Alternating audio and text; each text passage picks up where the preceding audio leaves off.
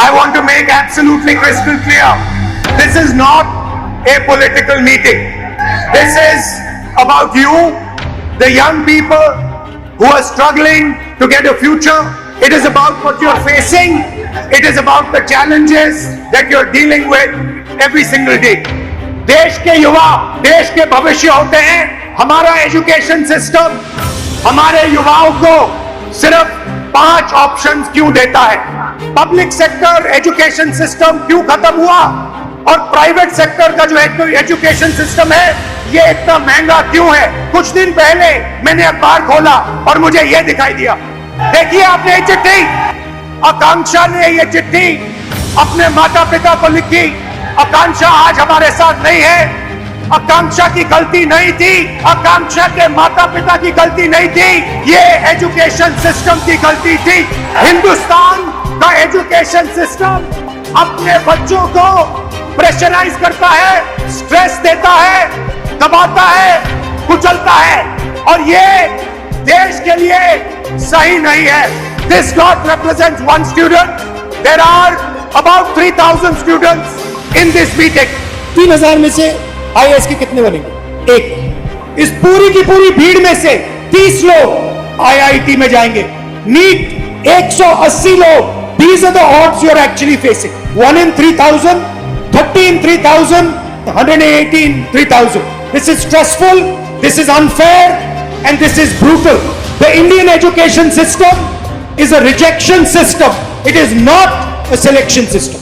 The main message I want to give in this meeting. First message, we are causing too much pain, too much stress, too much unhappiness to our future generation. Second message, we are not allowing her to become a dancer. We are not allowing him to become an astronaut. We are not allowing her to do something she's passionate about. Now the question arises, why is India only asking its children to do 5 things? And the answer to that question is money. System के पैसे इन 5 रास्तों से बनते हैं. 22 lakh students exam लेते हैं NEET का.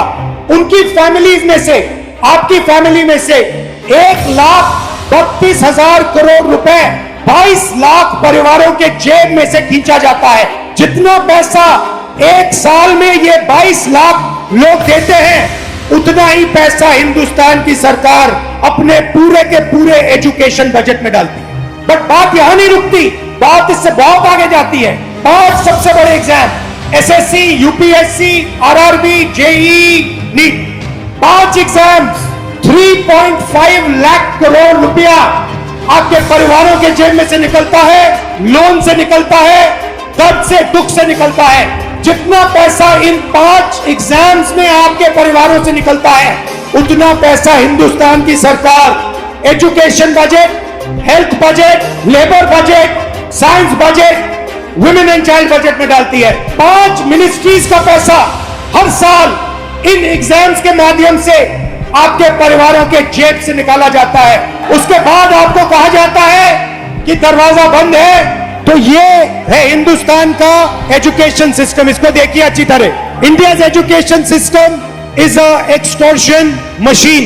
Public sector education Hindustan में ना के बराबर है, खत्म कर दिया गया है. आप प्राइवेट स्कूल में गए, आपको प्राइवेट स्कूल ने कहा हम ठीक से अपना काम नहीं कर सकते हैं, आपको ट्यूशन की जरूरत होगी. एग्जाम्स आए, CBSE एग्जाम हुआ, करेक्शंस में प्रॉब्लम्स आई, उसके बाद रीवैल्यूएशन हुआ, कॉलेज में आप गए, कॉलेज आपसे कहता है ठहरिए आपको कोचिंग की जरूरत होगी. और फिर आप आते हैं सबसे बड़ी दीवार के सामने, 5 एग्जाम.